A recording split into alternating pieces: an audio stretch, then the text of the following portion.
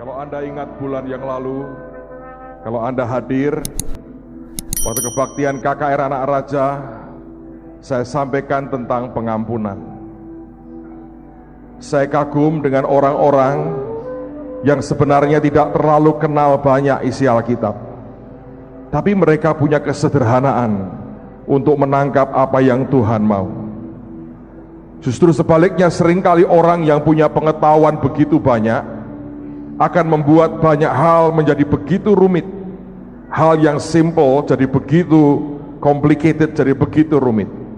Tapi orang-orang yang sederhana, yang Tuhan katakan engkau telah menyembunyikannya, merahasiakannya dari orang-orang yang cerdik, dari orang-orang yang pandai, tapi engkau membukanya bagi orang-orang yang simple, bagi orang-orang yang sederhana. Saya dengar kesaksian menarik sekali. Ada satu orang yang belum anak Tuhan, mereka saudara sepupu kita, dia sakit. Hari itu dia mau datang di KKR Anak Raja, dan keluarganya menentang habis-habisan. Lalu kemudian dia berkata, aku ini sakit, aku perlu disembuhkan. Dia nekat dan dia tinggalkan keluarganya, dia datang ke tempat ini. Dia mendengar firman tentang pengampunan, yang kalau kita tidak mau mengampuni orang lain, kita akan disiksa oleh algojo, kata firman. Dia tangkap firman itu. Ini orang sangat simple, tidak tahu teologi, tidak ngerti banyak, tapi dia punya hati yang sangat simple. Saudara tahu malam hari itu dia tidak mengalami kesembuhan apa-apa, tidak terjadi apa-apa, tidak mengalami kesembuhan apapun. Dia pulang sampai di rumah, dia ditunggu oleh keluarga besarnya, disidang oleh keluarga besarnya. Heran, banyak orang bercita-cita menjadi hakim rupanya suka nyidang orang, saudara, disidang oleh keluarganya. Dan kemudian ketika dia disidang, dia dimaki-maki, dia dibentak-bentak, dia dicaci maki. Dan dia berkata begini, jadi orang itu jangan suka dendam, katanya. Jadi orang itu mesti mengampuni. Lalu dia tirukan apa yang saya khotbahkan. Nanti kalau tidak mengampuni, disiksa algojo. Perkataan orang simple yang sederhana ini ajaib sekali, menyentuh hati seluruh keluarganya. Dan mereka berkata, benar juga ya omonganmu, katanya. Tidak boleh benci, tidak boleh dendam dengan orang lain, tidak boleh nyimpan kepahitan, dan kita harus mengampuni. Keluarganya berkata, 2 minggu lagi kami ikut kamu dah, pergi rame-rame kebaktian dan kenal dengan Tuhan. Saya berdoa Tuhan berikan kepada semua kita hati yang simple, bukan hati yang ruwet. Ada banyak orang berpikir sangat ruwet dan sangat jelimet, kata orang Jawa. Apapun dibuat begitu rupa, sehingga hal yang sebetulnya sangat sederhana, kemudian semuanya jadi ruwet. Saya berdoa Tuhan berikan kepada kami semua a simple heart, hati yang simple. Apapun yang Tuhan katakan, kita berkata ya, aku percaya kepadamu. Saya terima banyak SMS dari banyak orang di daerah Sulawesi Tengah. Lagi terjadi kegerakan yang luar biasa. Anak kecil umur berapa, 7 tahun atau 10 tahun dipakai Tuhan untuk kesembuhan ilahi dari berbagai agama. Saudara tahu yang dia buat? Cuma nyanyi Allah kuasa melakukan segala perkara. Pokoknya tiap hari nyanyi Allah kuasa melakukan segala perkara. Itu orang dari berbagai agama datang dan mengalami kesembuhan. Mereka semua sorak-sorai haleluya dan nyanyi Allah kuasa melakukan segala perkara. Tapi ada yang aneh saya dengar. Kalau yang datang kelompok pendeta, dia berkata nggak usah, mereka di luar saja, katanya. Saya tidak tahu kenapa orang-orang dari agama lain diterima, pendeta dia tidak mau terima, saudara. So jangan pernah bercita-cita jadi pendeta, jadi hamba Tuhan saja, saudara. Amen. Kalau Anda jadi hamba Tuhan, itu aman, luar dalam hatinya hamba, saudara. Saya tidak tahu apa yang sedang terjadi, tapi roh Tuhan sedang bergerak luar biasa. Itu daerah konflik, kita mengerti pemboman masih ada di tempat di mana ketekanan begitu berat. Roh Tuhan bekerja dengan luar biasa. Siapa yang rindu dengar pesan Tuhan pada malam hari ini? Pak Yusak di tengah-tengah kita. Beliau tidak akan khotbah, tapi akan menyampaikan pesan Tuhan saja buat kita. Mari Pak Yusak, berikan kemuliaan buat Tuhan kita. Semua katakan haleluya.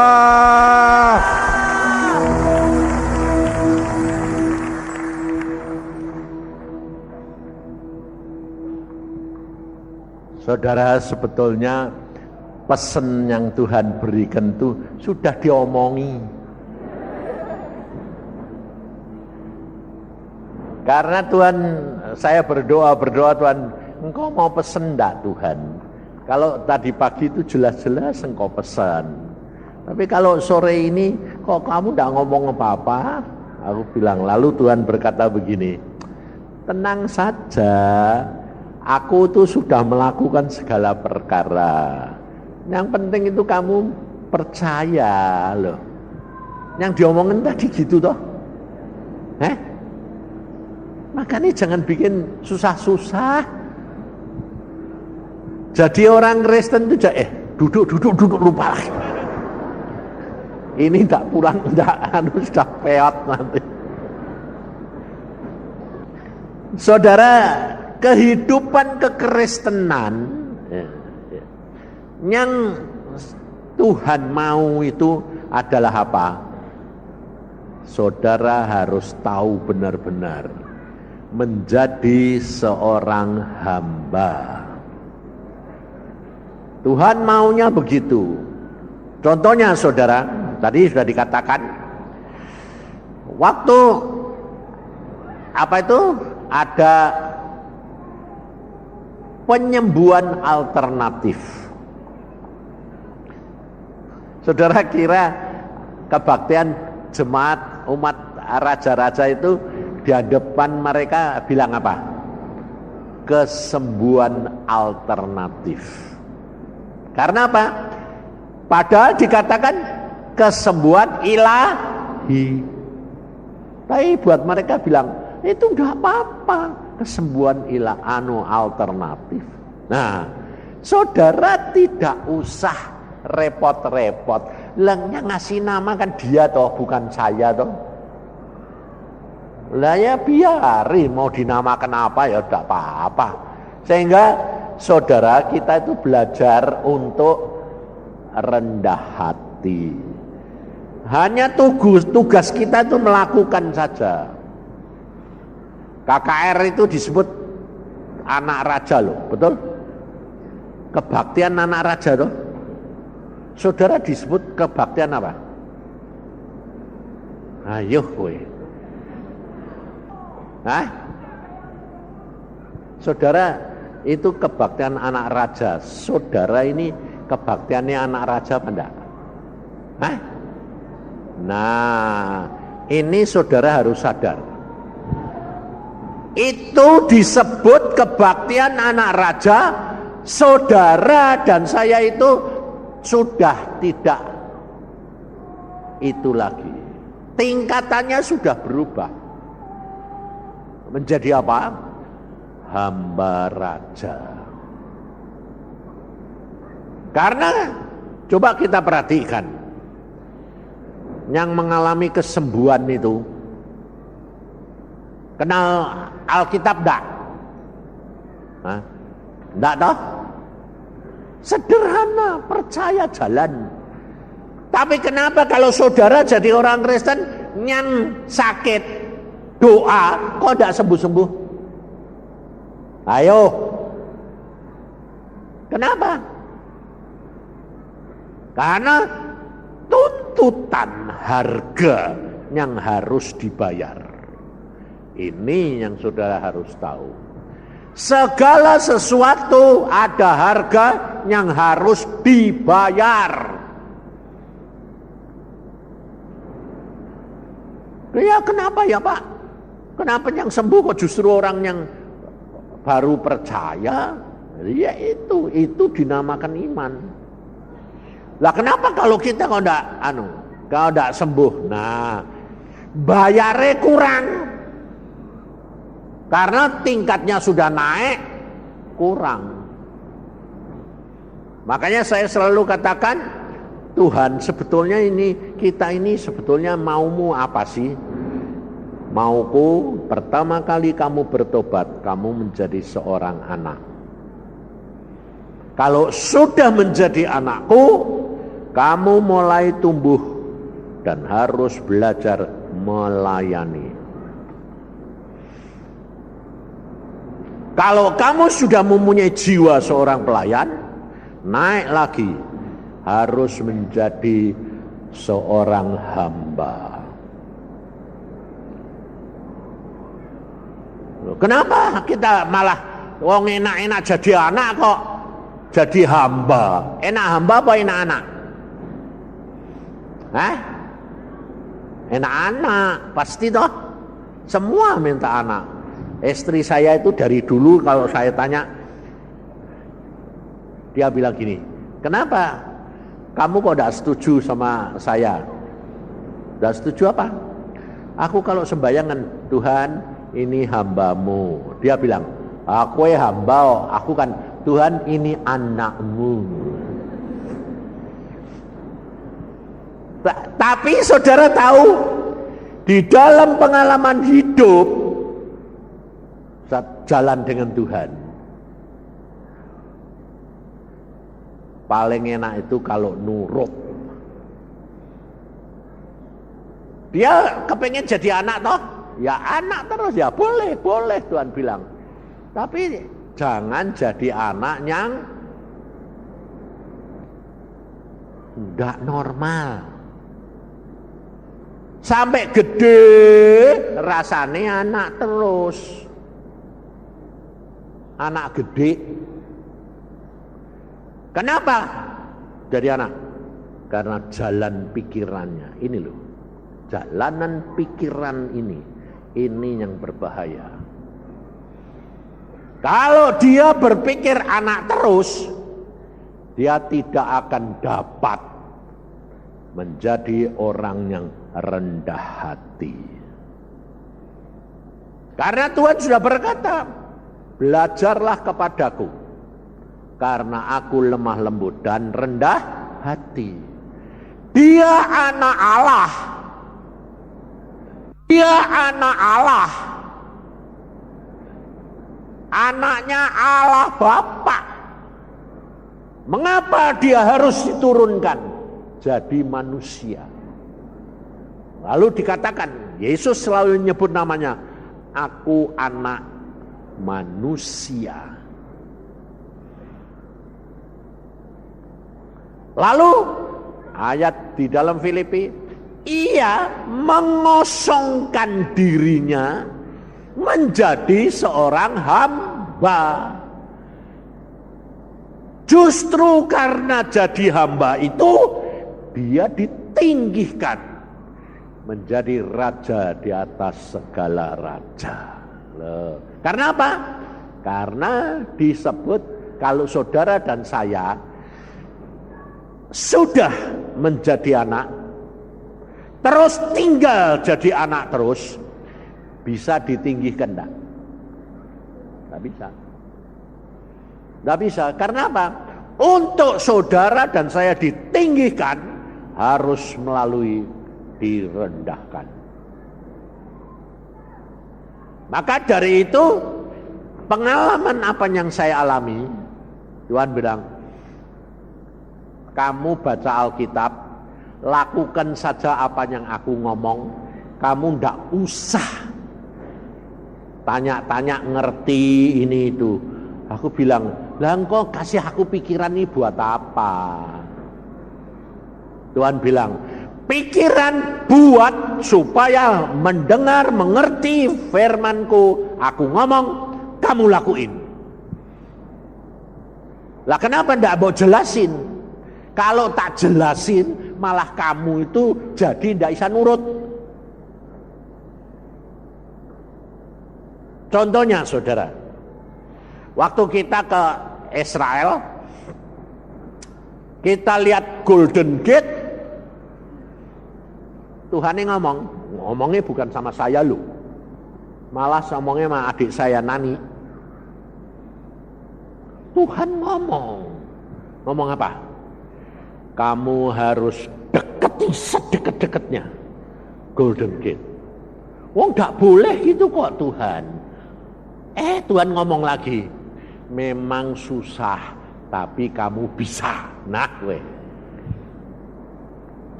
memang susah tapi kamu bisa. Itu kira-kira dikasih jalan carane ndak? Hah? Enggak. Makanya saudara selalu ngomongnya kan gini, kenapa enggak dikasih jalan nih? Wong Tuhan itu maha kuasa, maha tahu.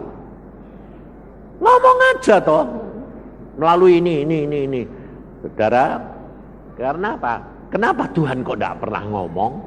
Sebab Tuhan tuh tahu, kalau diomongin, ngerti enggak?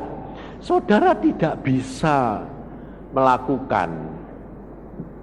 Kalau dikasih tahu jalannya, saudara tidak bisa. Satu, kedua, Tuhan tidak boleh melanggar, berbuat dosa, salah. Dosanya di mana? Salahnya di mana? Melanggar peraturan. Sebab tidak boleh masuk ke daerah itu. Jadi Tuhan ngomongnya bagaimana? Nah, makanya saudara itu harus kenali. Memang susah, tapi kamu bisa. Nah, waktu kita memberitahukan tidak mungkin, guide-nya buka bilang tidak bisa, tidak mungkin. Ya sudah, kita tinggal lapor. Tuhan, menurut guide-nya, menurut orang, tidak mungkin. Udah. Tugas saya cuma begitu. Diem. Jangan lalu saudara bilang, mesti cari usaha sendiri, jalan sendiri, begini. Sengsara. Saya diem. Lucunya apa? Tuhan ngomong sama guide-nya salah satu, bilang apa? Yang mau masuk orang berapa? Oh, cuma kita berenam. Oh, kalau cuma berenam, oke. Loh, aneh lah. Padahal dia tahu itu larangan. Setelah dia melakukan, kami tanya, kenapa kamu bisa melakukan? Tidak tahu. Kenapa? Tidak tahu. Kok bisa saya kedorong, kenapa? Tidak tahu. Ngerti saudara? Itu Tuhan. Cara kalau Tuhan mau merintah, karena Dia Allah yang maha kuasa, tak usah kamu tahu. Karena apa? Karena Tuhan itu percaya Dia itu pasti berbuat baik, meskipun kelihatannya berbahaya dan kelihatannya tidak enak. Ini baru dialami Ibu Iin itu naik mobil dari Bekasi ke Jakarta, antri di pintu tol. Nah, karena pintu tolnya banyak, sana padat, yang sepi cuma bis 2 kosong, yang lainnya sedan semua. Jadi sopirnya antri di tempat bis, karena cuma 2 bis dia. Tapi tidak tahu bagaimana, sopirnya juga anak Tuhan, hamba anak Tuhan, dia bilang, tahu-tahu itu dia belok pindah ke tempat yang padat. Padahal dia sudah di depan. Di sini padat, dia mau pindah kan tidak bisa masuk. Jadi baru miring sedikit, belum semenit. Ada trailer remnya blong. Buanter antri di tempat bis. Nah, waktu mau direm blong, bis 2 digenjot dua-dua, penyet, kacanya pecah semua, sopirnya pingsan semua. Kacanya itu menjatuhi mobil dia di samping. Saudara tahu, tidak ada semenit. Waktu saya tanya sopirnya, kok kamu bisa pindah? Tidak tahu. Rasanya, pindah wailah, pindah. Belum semenit, gepeng. Saya tanya Mbak In, kamu ngerasain itu? Oh biasa Pak, itu serangan. Lalu dia ngomong gini, Papa itu lumayan murah. Kenapa? Kowe cuma rugi karena waktunya sama, saudara. Saya rugi 25 juta, dia hampir gepeng. Sebetulnya murah mana? Hah? Murah mana? Sama saja. Karena Tuhan itu sudah ngukur, saudara. Mana yang boleh, mana yang tidak. Karena itu pada waktu kejadian dengan saya bisa ngalami kayak gitu, antara mati dan hidup. Oh, dokter bilang itu pasti mati, tapi nyatanya enggak mati. Ini pasti sakit, pasti cacat, pasti anu. Ya, saya cuma ngucap syukur, nyatanya ya enggak sakit. Sampai dokter bilang, pusing enggak? Setiap jam loh ditanya itu. Dokter 5, pusing enggak? Enggak. Ya enggak mungkin loh, sing enggak mungkin piye toh. Kamu yang ngerasain apa aku bilang gitu.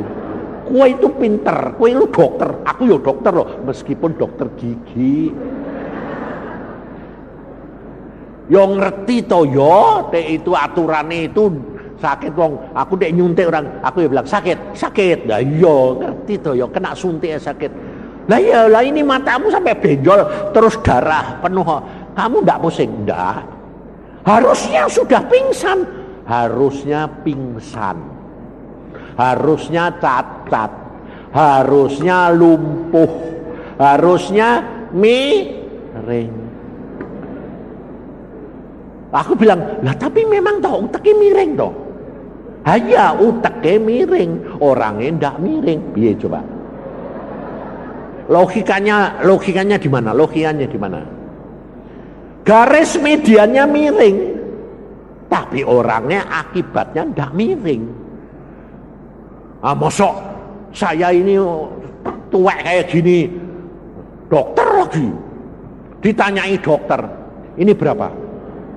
Aku muni, lu kowe iki gendeng apa piye? Saya jawabnya gitu, lu kowe iki gendeng apa piye? Ya loro aku minum. Bayangin saudara, ini piro? Loro aku minum. 2, ini 5. 2 tambah 5 piro? Aku muni sing gendeng iku aku apa kowe aku. Itu yang nanya itu dokter jiwa. Nah, jadi dia yang miring aku. Dokter jiwa. Aku muni, lah 5 tambah 2 ya piro? Wong anak SD yo ngerti to, 7. Itu masih tidak percaya. 7 tambah 5 piro? Di aku. Iki kok degil amat ya. Ya toh, saudara bisa ketawa toh, tapi kamu itu sama. Karena apa? Tidak ngerti-ngerti. Karena apa? Tidak masuk akal.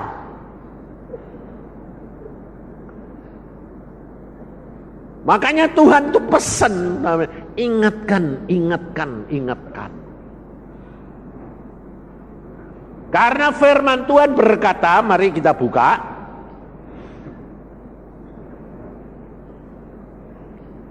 Di dalam Yehezkiel pasal yang ke-33,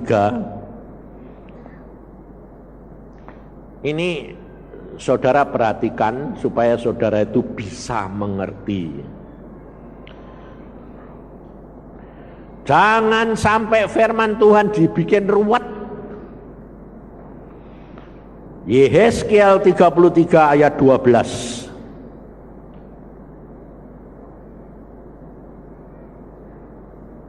Ayat 11-12 ya.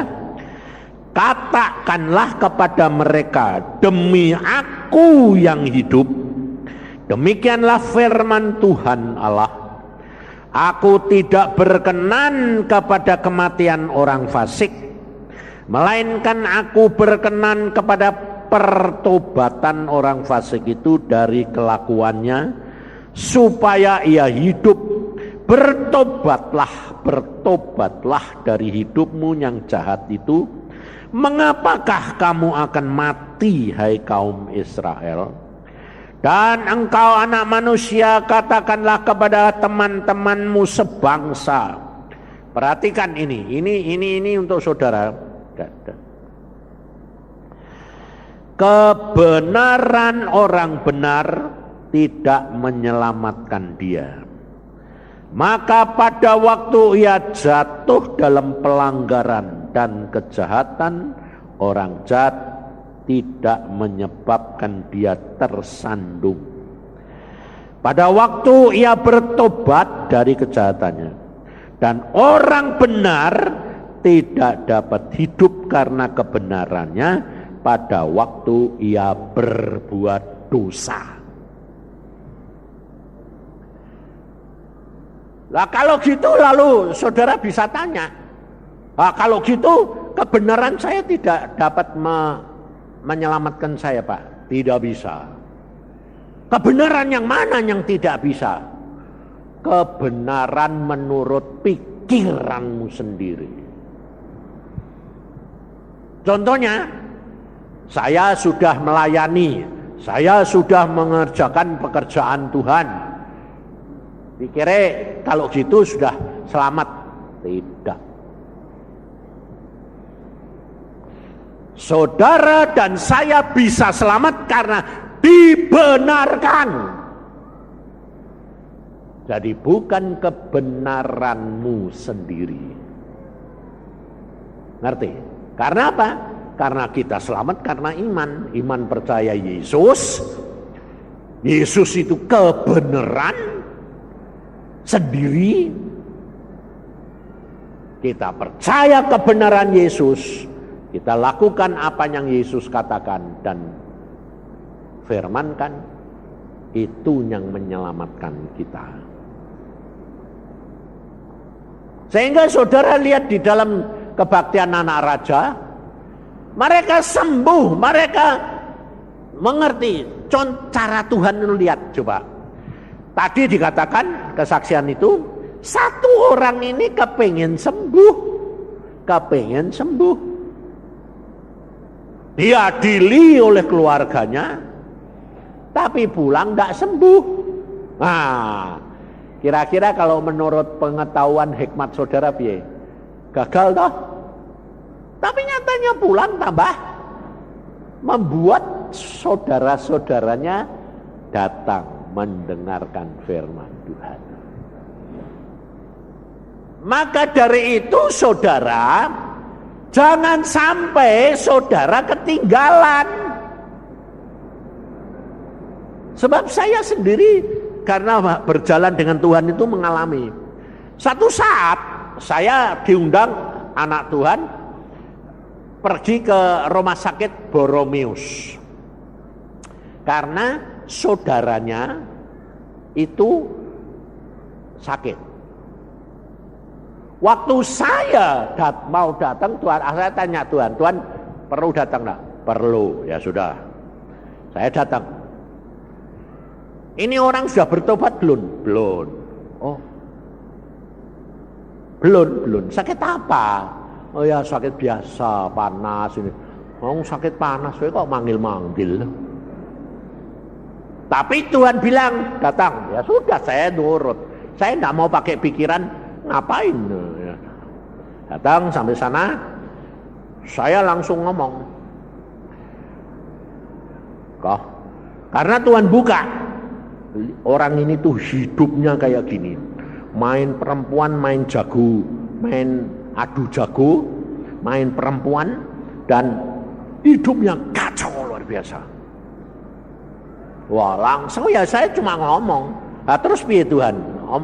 Kasih tahu, buka, jeblakin. Kamu tahu ndak sebentar lagi masuk neraka kowe. Karena kamu hidupmu gini. Cepat bertobat. Karena waktumu tidak lama. Aku ya ndak ngerti saudara, kok bisa ngomong gitu tuh piye? Ndak ngerti. Seandainya dikasih tahu ya, aku ya mau. Ya toh. Lawang diundang suruh doa supaya mereka bertobat kok malah gitu. Ya, setelah tak omongke itu orangnya nangis lalu minta bertobat. Ya sudah, aku mau bertobat, benar aku mau bertobat, mau cepat bertobat. Udah gitu Tuhan yang ngomong lagi, cepat baptis. Loh, Tuhan, ini aku butuh pendeta. Nanti baptis orang nanti disangka sesat meneh. Terus saya panggil sama saudaranya, bilang, cepat panggil pendeta. Nah, dia telepon. Pendeta ini teman saya. Pak pendeta, tolong datang, ini ada orang minta dibaptis di Boromius. Oh iya, saya datang. Sudah. Tapi tak tunggu 1/4 jam, enggak datang-datang. Tuhan yang ngomong lagi sama, cepat baptis sekarang. Loh, iki wis ra masuk akal aku ngono. Tapi karena Tuhan, wong aku kenal, ya wis tak lakukno wae, peduli amat. Aku bilang,